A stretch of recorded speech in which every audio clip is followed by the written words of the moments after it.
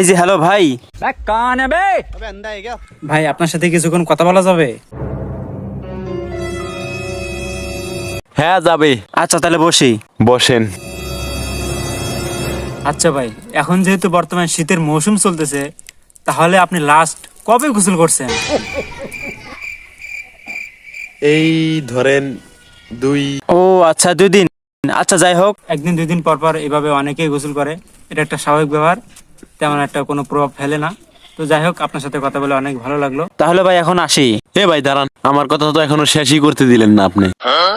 ভাই আপনার কথা আরো আছে? হ্যাঁ ভাই আরো আছে, আমার কথা তো শেষই করতে দিলেন না আপনি।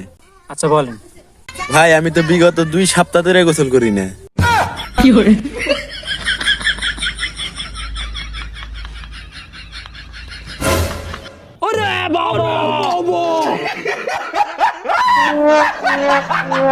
Yeah.